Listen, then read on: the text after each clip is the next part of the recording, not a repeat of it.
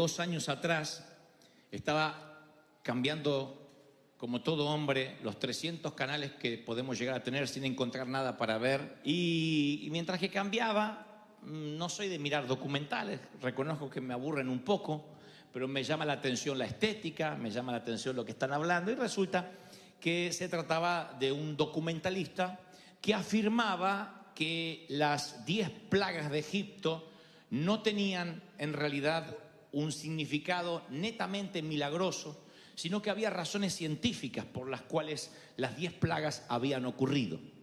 Lo que intentaba el documental, creo, si no me equivoco, era, en número 1, demistificar lo que había ocurrido en Egipto, y número 2, negar que Dios estaba detrás de los incidentes. Entonces, una y otra vez dice, mientras, con esa voz que ponen los documentalistas doblados al español, ¿no es cierto? Que debe ser un mexicano que lo dobla al neutro.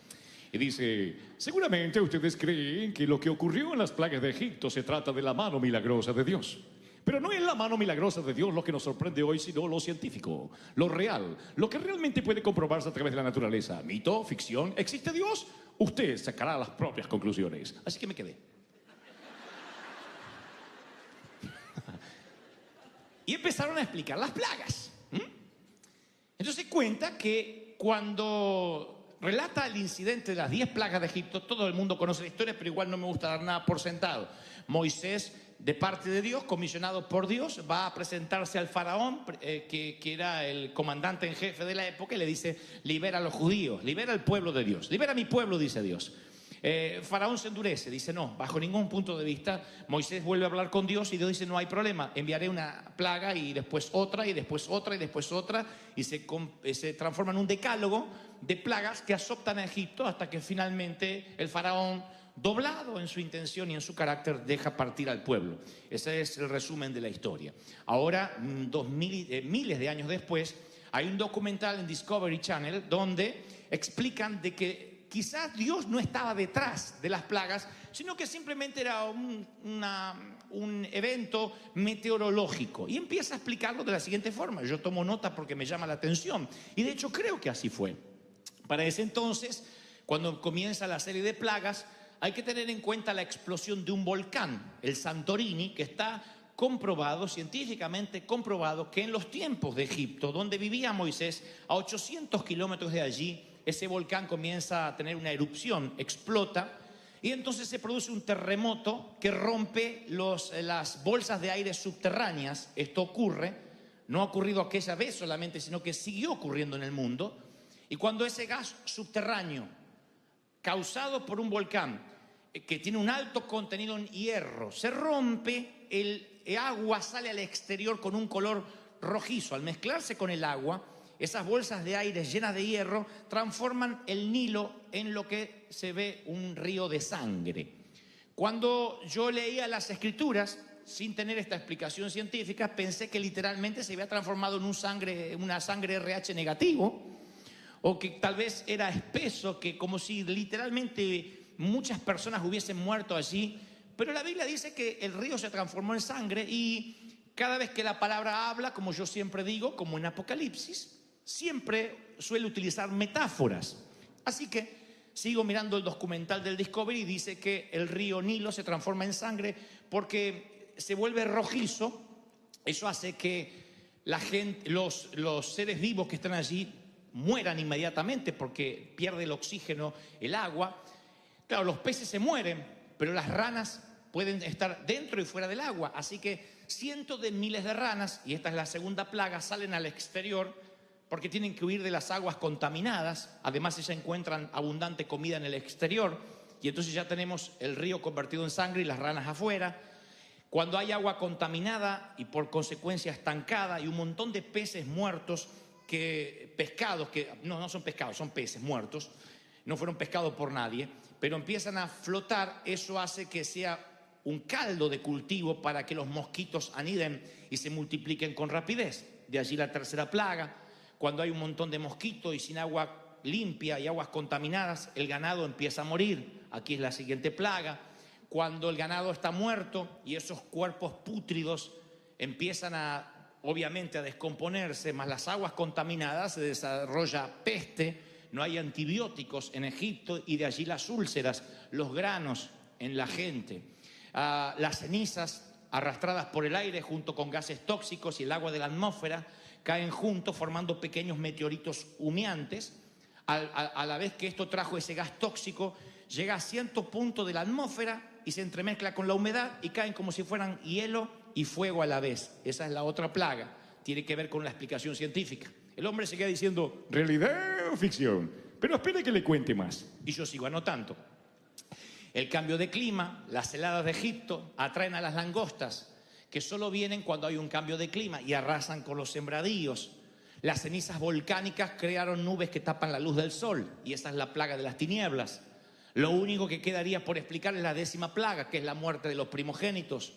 Solo los hijos mayores de los egipcios murieron, y dicen, ¿sería esto la única forma de pensar en un abracadabra milagroso?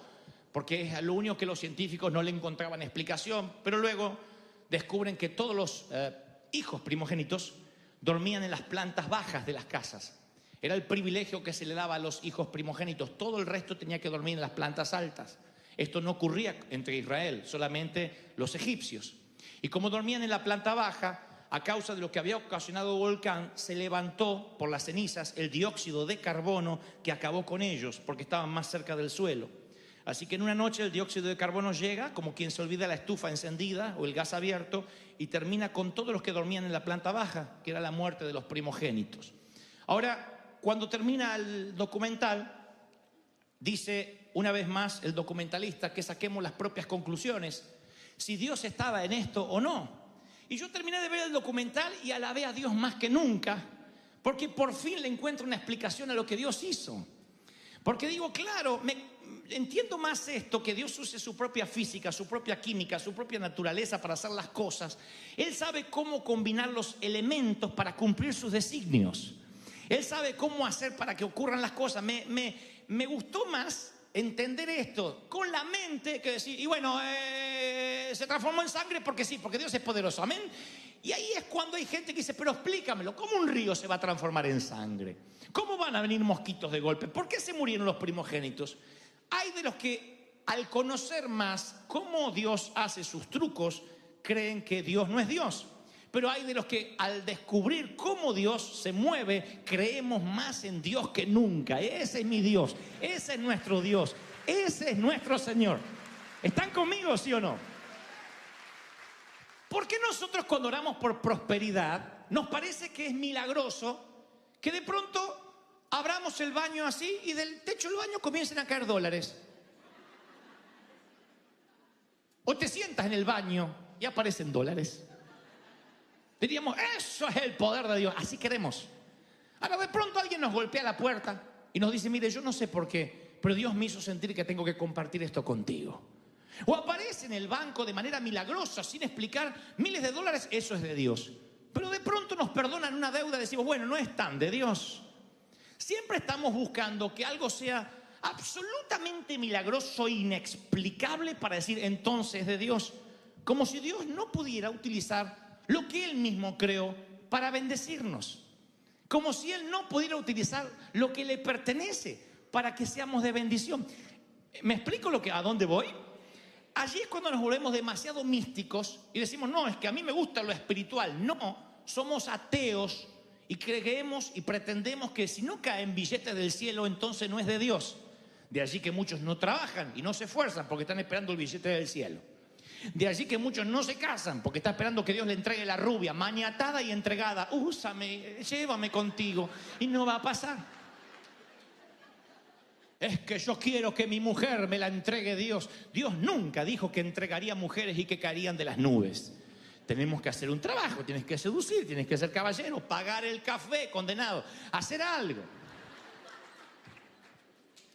Entonces me doy cuenta, como dice el título de este sermón, que cuanto más yo conozco a Dios, más descubro cómo trabaja, más lo amo y más creo en Él.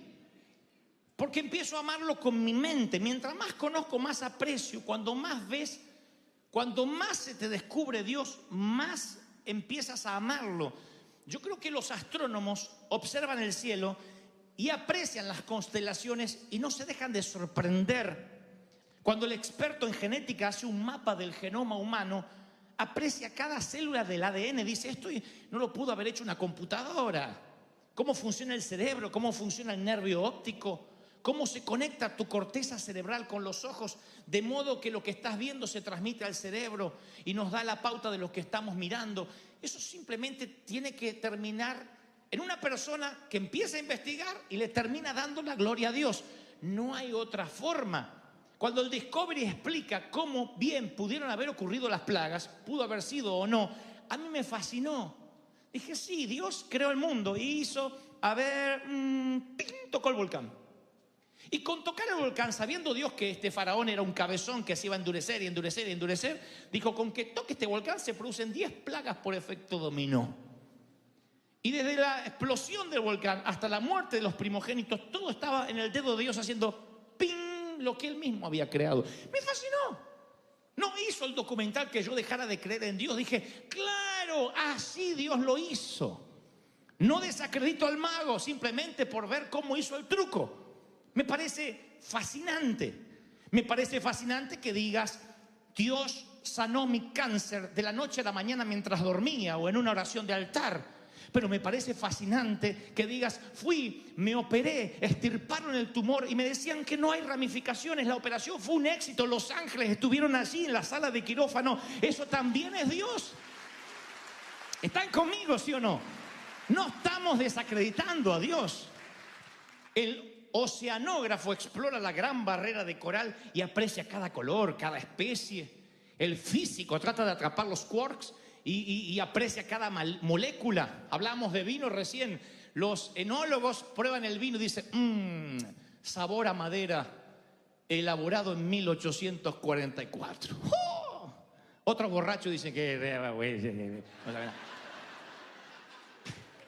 ¿Cómo estaba el vino? Mucho alcohol. Y de la cruda que tienen no se acuerdan ni lo que tomaron. Pero los enólogos aprenden a valorar el vino y aprecian las texturas, el sabor, porque cuanto más conocen, más valoran, más aprecian. Yo no soy un músico, aunque me encanta la música, pero el músico aprecia la sinfonía, el detalle, la música. ¿Viste la canción nueva cuando los Brases hicieron ese arreglo? Cuando de pronto las cuerdas aparecieron y subió de tono. Claro, ¿quién aprecia eso? El músico. Los que no somos músicos escuchamos. También lo apreciamos.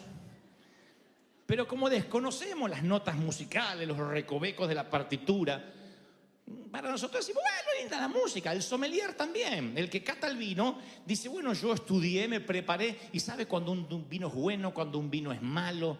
Sabe cuando hay vinos que son tan buenos que aunque tomes una copa no te emborrachas, y otro que pisas el corcho y ya no puedes ni siquiera caminar. ¿Por qué? Porque cuanto más sepas, más aprecias. Jesús le dice a la mujer samaritana junto al pozo, ustedes los samaritanos saben muy poco de aquel a quien adoran. Lo que le está diciendo es, cuando uno adora con ignorancia, la adoración está vacía. Él no quiere solo que le adoremos, sino que sepamos por qué le estamos adorando.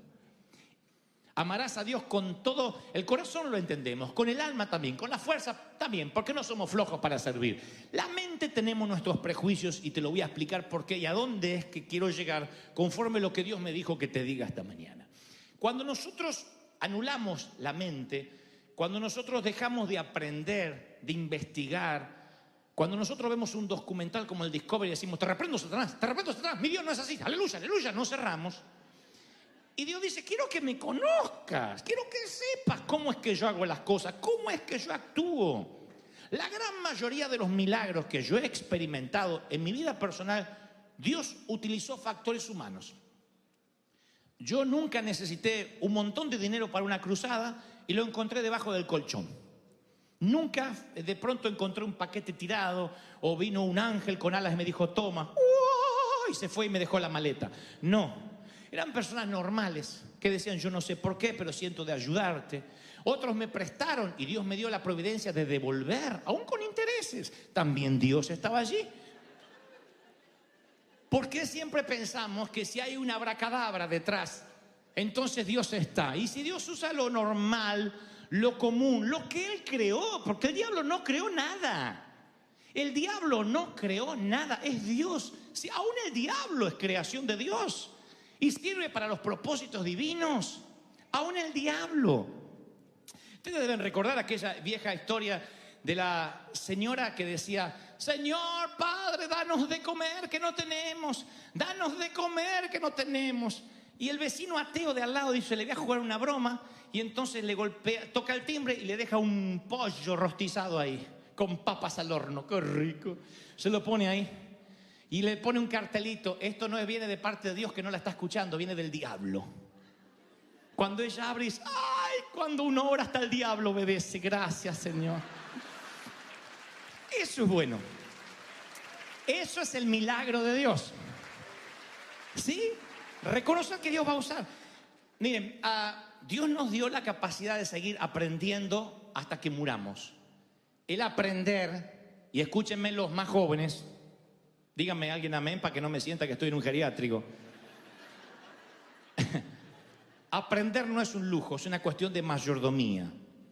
Pero en algún lugar de la vida, puede pasarte a los 18 o a los 50, dejas de ampliar la mente y comienzas a vivir de recuerdos. Ese es el principio de la vejez. ¿Cuándo envejeces? No cuando tienes más celulitis y estrías. Eso es que el cuerpo ya no es lo de antes. ¿Cuándo envejeces? No cuando la ley de gravedad se cobra a sus víctimas. Miren qué delicado para decir que se te cayó.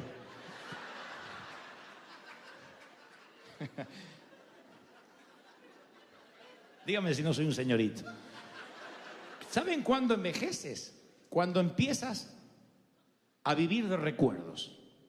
Cuando todo lo bueno de la vida te pasó ayer y no mañana. Cuando dices: qué feliz que era, qué lindo cuando estudié, qué lindo cuando me casé, qué lindo cuando tuve un hijo. Cuando todo está atrás, cuando vives mirando un álbum de fotografías con nostalgia, entonces empiezas a envejecer. Cuando tú todavía tienes esperanza y miras para adelante, te mantienes joven, porque la mente se sigue ampliando. Y rara vez una mente que se amplíe regresa a su tamaño original.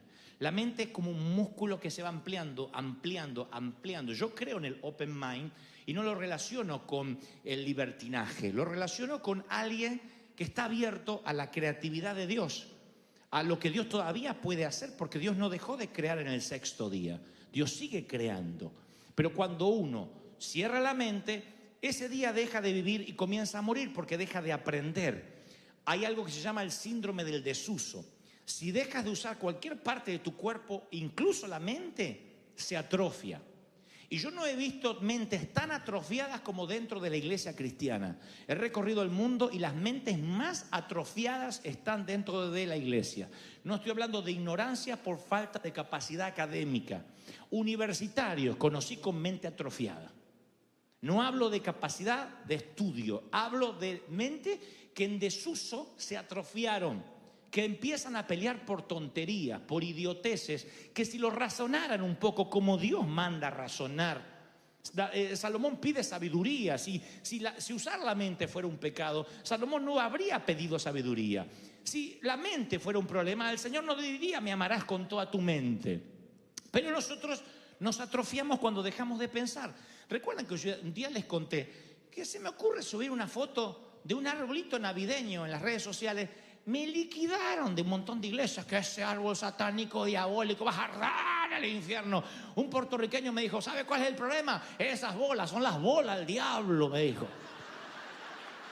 Me robó la inocencia, no pude ver el árbol. Ahora miro el árbol y digo: Satanás. O me dan ganas de pateárselas, ¿no? Y digo: le rompí las bolas al diablo. Yo digo, claro, y cuando me escribe eso alguien, yo voy a su perfil. Digo: debe ser pobrecito, un iletrado, universitario, apóstol distinguido, el doctor en divinidades, con la mente atrofiada. Y no estoy defendiendo el arbolito o no. Lo que estoy defendiendo es cómo alguien inteligente va a reducir una grieta, me va a poner a mí en la vereda del infierno porque hay un arbolito en mi casa. ¿Ves? O sea, a eso me refiero. Cómo la mente puede entrar en desuso de modo tal que repetimos como logros y no razonamos. Mi interés no es producir una iglesia de loros que repitan lo que dijo el apóstol, lo que dijo el pastor, diga que está a tu lado, volteate, Dios le bendiga, Dios le bendiga, Dios le bendiga, dijo el apóstol. Porque en la semana nadie te va a hacer repetir nada, yo no estoy. Y a mí mi maestra de la escuela primaria me decía, si ustedes no lo entienden y no lo razonan, algún día yo no voy a estar. Razone, Gebel, no repita de memoria. Preposiciones, Gebel. Ante, bajo, cabe, con, contra, desde, detrás, hasta para, por, según, sin, sobre, tras. ¿Dónde se usan estas palabras? No tengo la menor idea. Razone. Y no sé por qué tenemos tantas inseguridades de los ministros que no queremos que las ovejas razonen. No queremos que piensen. De allí el síndrome en desuso. Yo leía las encuestas que el graduado promedio de la universidad lee un libro al año. Un libro al año. El graduado que se recibe, si acaso lee un libro al año. Y mi pregunta es, ¿para qué gastar tanto dinero en la universidad si después vas a dejar de aprender cuando te gradúes? ¿Por qué hay gente que deja de leer? Porque ya se recibió y crees que no tiene que aprender más. Educación deriva de dos palabras que significan sacar hacia afuera. Fíjense qué diferente a lo que pensamos que educación es amontonar adentro. Sacar hacia afuera es, educar significa despertar tu curiosidad. Decir que tiene que haber más, quiero aprender más, despertar la curiosidad. A mí me gusta hacer como los chicos. Cuando me encuentro con una mente atrofiada por el legalismo, le pregunto, ¿por qué? Porque sí. ¿Pero por qué? Porque las cosas de Dios no se razonan. No. ¿Por qué estás defendiendo a capa y espada algo que no te pusiste a razonar? ¿Por qué? Porque las críticas siempre son ¿por qué no hace llamado al altar? ¿Por qué no tienen seguimiento? ¿Por qué no tienen células? ¿Por qué? Yo le digo, ¿y por qué hay que tenerlas? No digo que esté mal, digo ¿por qué? Si a mí me da una explicación racional, entonces satisface mi mente. Ahora, yo creo que hay cosas que se aceptan por fe. La creemos. El diezmo, la obediencia, la mayordomía, son cosas que operan por fe. Hasta ahí estamos de acuerdo. Pero después hay cosas que hay que razonar. Pablo dice que el pecado es un tema de conciencia, básicamente. Él tiene una crisis allí, porque de pronto dice, hay que comer carne sacrificada a los ídolos. Había carniceros que sacrificaban esas carnes a ídolos paganos. Y después que sacrificaban, oraban, o sea, en vez de como tú oras por los alimentos, ellos le decían al Baal o a quien sea, que bendiga la bola de lomo esa que se iban a comer. Bendice este taco, Baal. Y antes de comerlo, lo llevaban a la mesa. Allí la discusión, yo no voy a comer comida que ha sido dedicada a otros dioses. ¿Qué hacemos? Y Pablo tiene una idea genial. Dice, hacemos una cosa. Si comer carne sacrificada a los ídolos no te produce nada, dice, yo la bendigo. Es como cuando a mí me han dado dinero y dice, hermano, este dinero es para usted. Yo lo bendigo y lo uso para el reino. Yo no estoy controlando si pagas el IRS, si el número del Social Security es uno que te inventaste en una madrugada. ¿Se entendió la metáfora? Bueno, bendecimos y se utiliza. Pablo dice, si comer carne sacrificada a los ídolos te trae un problema de conciencia, que dice, estoy en pecado, no comas. Porque eso va a cerrar el grifo a lo que Dios tenga para darte. Hay hermanas que dicen, hermano pastor, yo fui a una iglesia y no usaban mantilla. ¿Vieron el tul que se ponen las damas en algunas iglesias sobre el cabello? Y hay hermanas que si se olvidan la mantilla no entran a la iglesia porque se sienten en pecado. Y no es que uno dice, qué ignorante. No, ella siente que está fallándole a Dios. Bueno, anda y busca la mantilla porque no vas a poder fluir. Porque vas a sentirte como aquellas se ponen la minifalda y están todo el tiempo así. Yo digo, ¿por qué no se la ponen larga si van a estar todo el tiempo así? O mostrar o vestirte como la gente. ¿No? ¿Por qué? Porque la inseguridad hace que te cierres. Para ponerse un traje así hay que tener personalidad. Si yo voy a estar, no me miren a mí, miren al Señor, no me miren a mí. Ay, no, es que no tenía otro color. No, poné vestita de negro, condenado. Ahora, si estás seguro, te gusta, y eso no va a impedir el fluir, tienes que investigar y ver cómo funcionas. Y Pablo dice, si comer carne sacrificada a los ídolos te va a causar un problema de conciencia, no comas. No está hablando de los pecados capitales, los que sabemos que son pecados. Estamos hablando de la periferia. Lo que decimos, ¿qué hago? ¿Se puede escuchar un bolero cristiano? ¿O me tengo que arrepentir y no tomar la cena porque escuché a Manzanero? Yo tengo esta respuesta. Si escuchar una canción secular va a hacer que el domingo después te sientas con culpa, que me siento mal, me siento sucio, no escuche, no salgas de Marcos Witt, Marco Barriento y los marcos que vayan apareciendo, no salgas de ahí. Si dice, no, yo puedo escuchar un bolero, porque la música fue creada por Dios, las sinfonías fueron creadas por Dios. Claro, no vas a escuchar una música que apele al sexo promiscuo, que apele a lo satánico, que también lo hay. Es como elegir la película que vas a mirar en Netflix. Hay películas que incitan a lo malo y hay películas que de pronto son divertimento y ya. Entonces tú tienes que elegir qué te edifica y qué no. Pero si el embudo es que después, por escuchar a Manzanero, no puedes cantar, Señor, todo te lo debo a ti, no escuches a Manzanero. Te hace mal. ¿Me explico lo que trato de decir? Ahora, si puedes ampliar la mente, y esto no es ampliarla en tema de pecado, si puedes decir, yo sé lo que me edifica y lo que no, yo sé lo que glorifica a Dios y lo que no lo glorifica, así es cuando tu mente se empieza a abrir, Dios empieza a ensanchar el sitio de tus estacas, porque se te despierta la curiosidad. Hay algo que no me deja dormir a mí, es la cantidad de formas y maneras que debemos todavía tener y no descubrimos de cómo predicar el Evangelio de Cristo sin cambiar la esencia.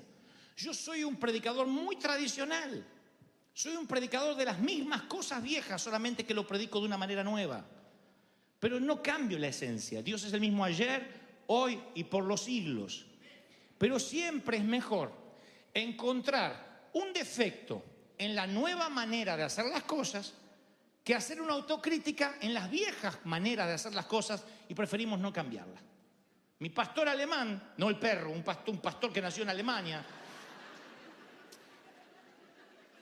él decía, yo conté varias veces esto, él decía, la guitarra eléctrica y la batería son del demonio. Y lo predicaba, y no era un ignorante, teólogo el tipo. Tenía problemas en el idioma, porque él venía de su Alemania natal y muchas veces decía, Dios vino a traer vida y vida en ambulancia. Él era así. Pero era inteligente, sabio. Y él decía, la batería, esto todo del demonio. El violín y el acordeón son de Dios, que eran los instrumentos que él tocaba. Partió con el Señor y yo, como Dios tiene tan buen humor, yo estoy seguro que lo recibió una banda de rock allá arriba. Partió, ¿no? Pero yo un día le dije, juntamos valor los muchachos, ¿no? Los adolescentes, le dijimos, Pastor Blenich, ¿por qué usted dice que, ¿dónde está en la Biblia? Fue la pregunta, ¿dónde está en la Biblia que es pecado la guitarra eléctrica? Y esta fue la respuesta magnífica hasta el día de hoy, una respuesta para encuadrar que grafica lo que trato de decir de una mente atrofiada en un cerebro académico. Dijo, no está en la Biblia, pero debería estar. Punto. ¿Ustedes creen que cambió? Siguió manteniendo, esto es lo que le gusta a Dios, porque si me gusta a mí, le gusta a Dios, si no me gusta a mí, no le gusta a Dios. Y así es cuando nos confundimos. Aclaro, esto no es un mensaje para jovencitos en contra de los viejos. Todos, desde que nacemos hasta la tumba, desde el útero al sepulcro, vamos envejeciendo. Tú no eres el mismo a los 10 años que a los 5, a los 15 que a los 10, a los 40 que a los 30. La mente va cambiando. No quiero decir que se rumbra, pero cambia nuestro modo de pensar. Tenemos otra perspectiva, otra experiencia, y hay cosas que ya no nos van a gustar por un tema generacional. Yo hay música que no entiendo. Yo puedo escuchar Despacito 70 veces y no entiendo por qué es un éxito. No lo entiendo.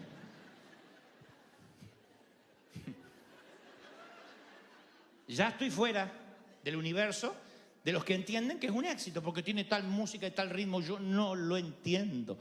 Ahora, mi pastor comenzó a envejecer, lo cual es algo digno, para ahí vamos todos si Cristo no viene antes, pero él creyó que Dios envejecía con él y empezó a decir lo que le gustaría que Dios dijese, no lo que Dios estaba diciendo. Dios no cambia, Dios no envejece. Dios es eternamente, aunque se lo conoce como el anciano de días, por su longevidad eterna, no es un viejito de barba blanca. Él es joven, es divertido, hay juventud en su corazón. Como aquel que nos dice en las Escrituras que el corazón alegre hermosea el rostro, que rejuvenecerás con como las águilas, va a ser el consejo de un viejito. Yo soy Dios que termine la creación. Él es joven. nosotros envejecemos y nos volvemos seniles, torpes, doctrinarios, intransigentes y peleamos por las bolas del diablo en lugar de ir a lo fundamental. Entonces tú le dices, ¿y por qué eres así? Porque no está escrito acá. Ahora, este libro es una categoría en sí mismo. Esto lo hace absolutamente único.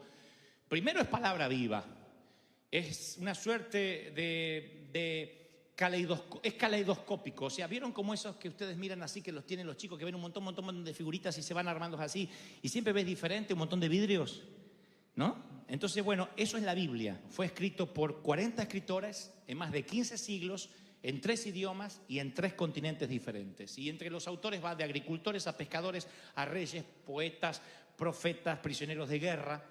Abarca todos los temas bajo el sol, la poesía, la profecía, la cosmología, la teología. Sin embargo, cuando toca temas profundos, nunca jamás se contradice, como si solo un autor lo hubiese escrito. Tú puedes leerlo de principio a fin y todo tiene un sentido, porque hay un autor que es el Espíritu de Dios.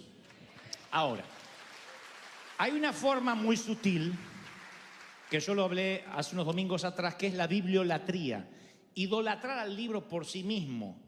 Tratar este libro como un fin, en lugar de un medio. Cuando vas al seminario bíblico, quieres leer la Biblia, si tu finalidad es aprender la Biblia, te vas a hacer un hombre aburrido o una mujer aburrida. Te vas a transformar en alguien que sabe un montón de Biblia con la mente atrofiada.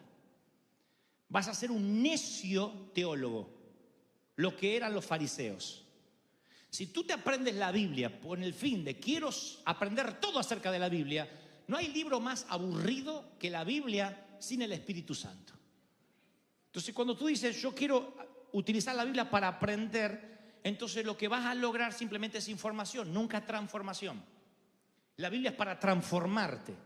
¿Cuál es el propósito entonces de aprender la Biblia? Lograr intimidad con el autor. Que cuanto más conozcas, más te enamores. Eso es la Biblia. Más conoces, más te enamoras de él. Eso pasa con una pareja. Si cuando más conoces, más te desenamoras, estás fregado. Porque lo que tuviste no fue amor, fue deslumbramiento. Y cuando la gente llega a la iglesia y hay un evangelista y que todo el mundo se va a caer y todo el mundo se va a recibir, reciba ahora, hay un montón de gente que se deslumbra. Ay, estoy loca por el Señor, estoy loco por el Señor, aleluya, aleluya, aleluya. A los 3 meses están caídos de la fe. Dice, ¿cómo fue? Si estabas tan lleno de Dios, se deslumbró. No abrió la mente para conocer más a su Dios. No tuvo tiempo de intimidad. Y el deslumbramiento en términos de pareja, ¿cómo termina? Si cuando descubres a esa persona día a día, no te enamoras más. Cuando dices, wow, hoy descubrí una nueva faceta de mi amado o de mi amada que no sabía, lo amo más. Si eso no te pasa, huye por tu vida, novio. Corre, porque encima esa señorita tiene mamá. Corre.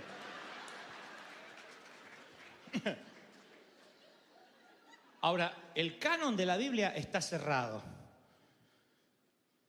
Esto no es que podemos agregar. Hay una maldición sobre el que agregue o quite a lo que está escrito aquí. Pero hay un término que usamos nosotros. Esto es antibíblico. Sí, lo antibíblico es aquello que va contra la teología, contra las enseñanzas de las Escrituras. Pero hay otro término que es abíblico. Abíblico tiene una connotación diferente. Significa que no hay precedente ni en las Escrituras.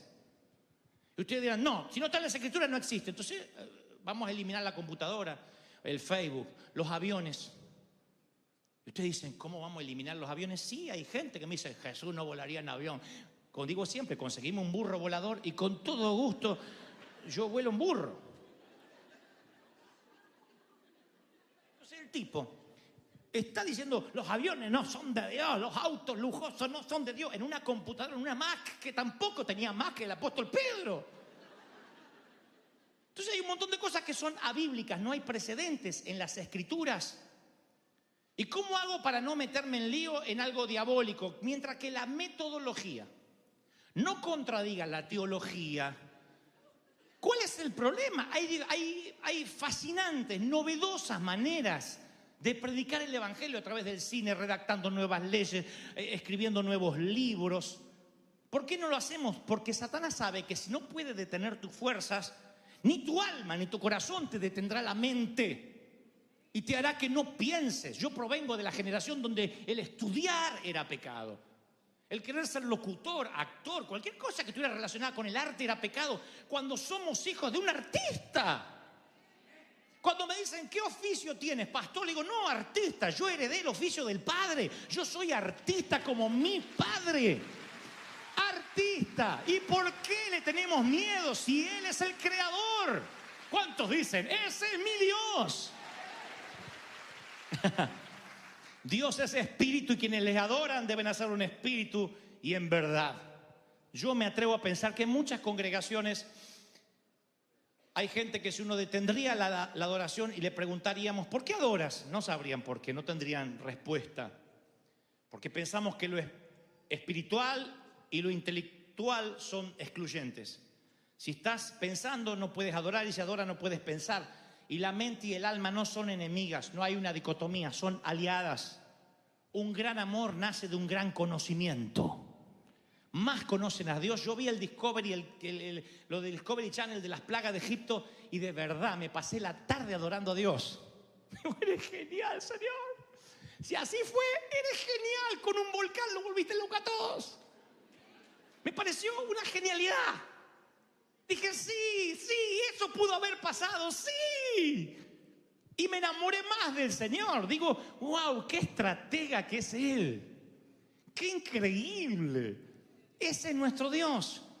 No hizo que yo dejara de creer en Él. Por eso dije, el oceanógrafo, el arqueólogo, quien estudia el cosmos, yo creo que deben enamorarse cada vez más de Dios.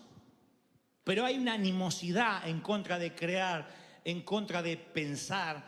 Y yo digo, si estás enamorado y siempre le dices a la persona que amas lo mismo, de la misma manera, es rutina. Te amo, también. ¿Estás lindo, eh? Ah, estás lindo también.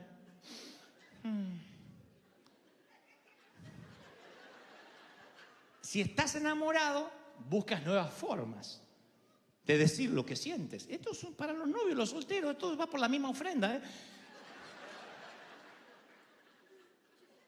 Si estás enamorado, busca las maneras de decir, sabes, te conozco más y más me sorprendes y vi esto que no había notado ayer. Uy, no noté, qué bueno, qué inteligente que eres, y qué bueno, qué lindo. Y ella, él, pero tú eres tan caballero, ay, tan generoso. La propina que dejaste, el tip que dejaste ahí me sorprendió, 50 centavos de dólar así. Es que soy de River Church. Busca nuevas formas. La palabra dice que debemos adorar a Dios con canciones nuevas, cántico nuevo, con salmos nuevos. Porque Dios sabe cómo funciona nuestra mente.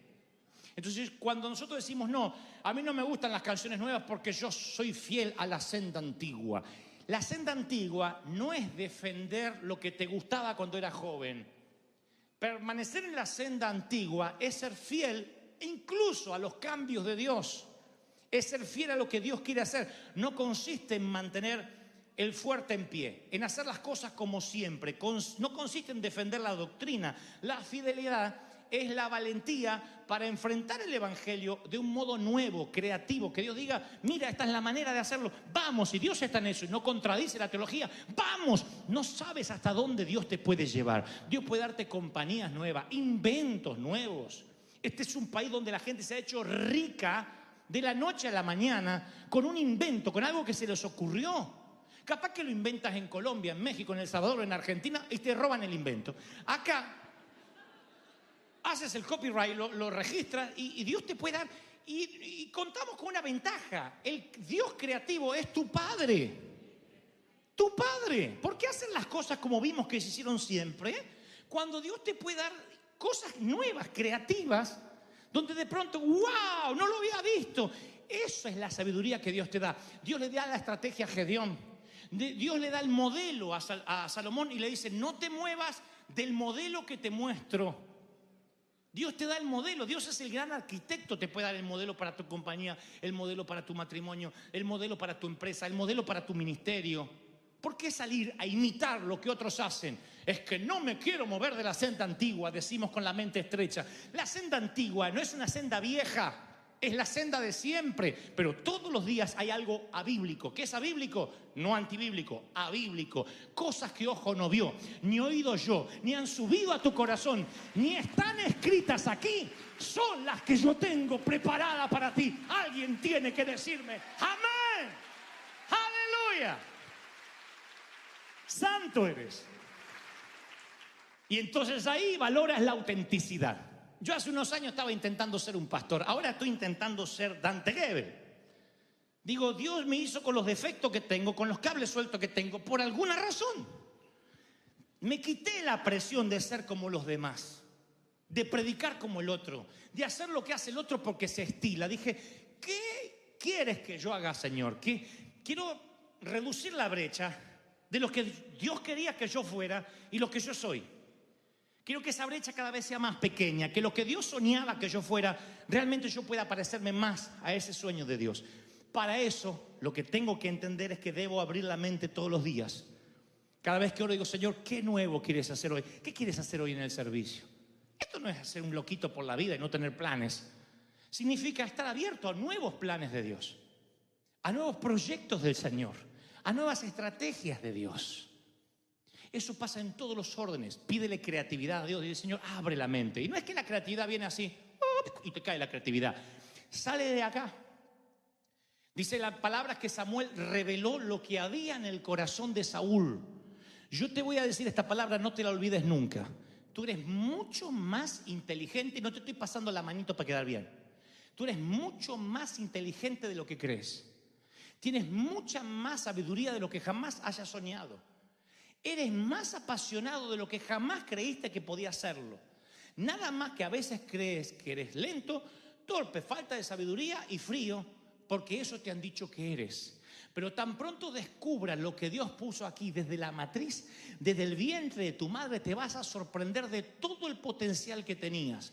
Cuando llegues al cielo va a haber, creo, un televisor o una pantalla grande donde Dios te va a mostrar tu vida y lo que pudo haber sido tu vida conforme viniste equipado de nacimiento.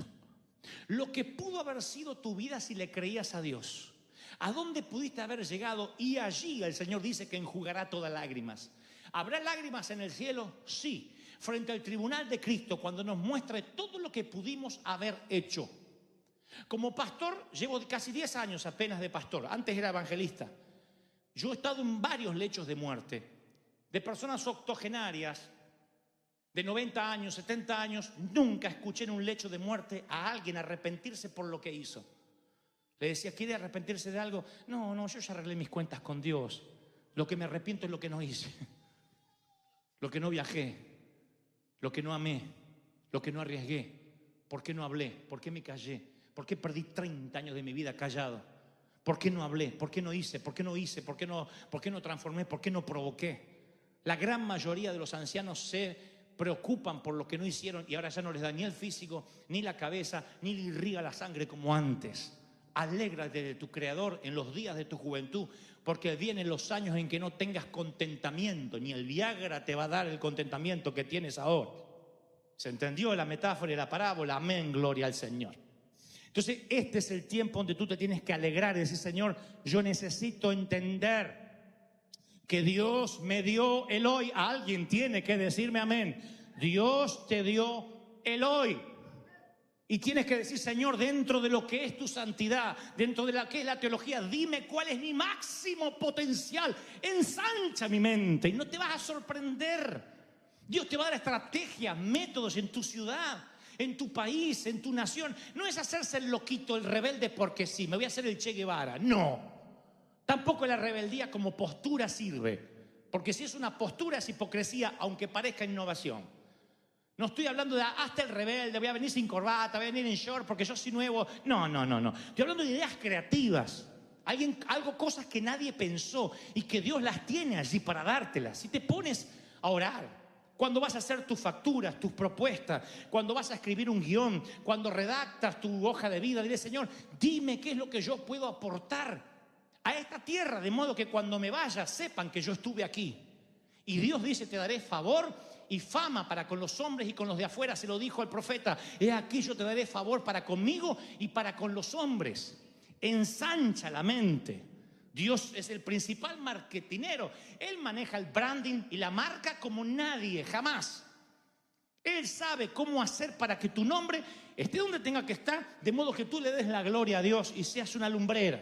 Él sabe cómo colocar a José, llevarlo desde una cárcel o de la esclavitud al primer puesto al lado del faraón. Él sabe cómo hacer que el Dios de Daniel sea el Dios a que todo Babilonia adore. Él sabe cómo transformar la oscuridad en luz, cómo llevarte de lo más bajo a lo más alto. Dios dice, es palabra de Dios. Alguien tiene que decir amén. ¡Aleluya!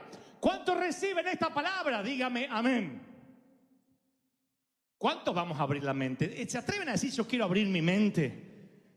Porque yo se lo digo al Señor, no estoy diciendo: ustedes que son ignorantes. No, los que nos creemos inteligentes, abramos la mente.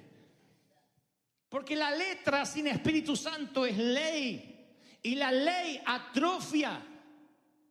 Hay que ser atrofiado, para estar dentro de una sinagoga predicando de un Mesías que algún día va a venir, y afuera entre la chusma, entrando en un burro, el Mesías, y no verlo. Imagino a algunos sugieres que salen de ahí: paren la chusma. ¿Y quién es ese en el burro? Sáquenlo de acá, que estamos esperando el Mesías. Hay que ser ignorante. El Mesías pasando por la puerta y ellos teniendo servicios puertas para adentro. ¿Creen que esto es la gráfica de la ignorancia? Espera a que les muestre tantas iglesias que ahora están cantando y Cristo en la vereda. Mirando la hora y diciendo: uy, se pasó la hora, ya está, me tengo que ir. Tengo reservas en Macaroni. Hay que ser ignorante, ¿no? Para correr con la reserva de Macaroni y perderte lo que Dios te está hablando. Hay que ser necio y tener la mente atrofiada. Eso sí, no pongo bolas del diablo en mi arbolito. ¿Y de verdad se piensa que eso le va a preguntar el Señor en el cielo? ¿Tú ponías bolas del diablo? No, pasa. ¿De verdad? No, porque a lo mejor creen que de verdad le van a preguntar eso. Que tenían que cumplir una ley, un estatuto.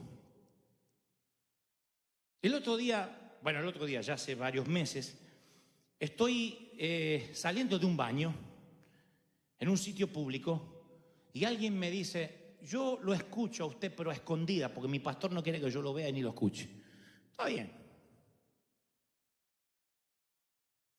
Me sentí una película prohibida para mayores, me veía. Soy predicador para adultos. Le digo: está bien, no hay problema, no hay problema. Y después me dice: ¿y sabe por qué no lo quiere? Porque dice que usted no parece un pastor. Digo: ¿y qué parezco? No sé, cualquier cosa, parece un actor, una estrella de cine, pero no parece un pastor. ¿Y cómo es un pastor? Le digo al muchacho: ¿y cómo es un pastor? Como el mío. ¿Y cómo es el tuyo? ¿Qué sé yo? No se viste así, no sé, no anda así todo peinadito, me dice. Entonces hay que despeinarse. No, pero no sé, tonteras, me dijo, y no supo qué decirme. Entonces yo me di cuenta que toda la enseñanza en contra era: no parece. Como no parece, seguro no es. Aquel no parece, no debe ser. Mirá aquella cómo se viste, no parece, no es. Aquella parece, tiene pinta de loca, parece, debe ser.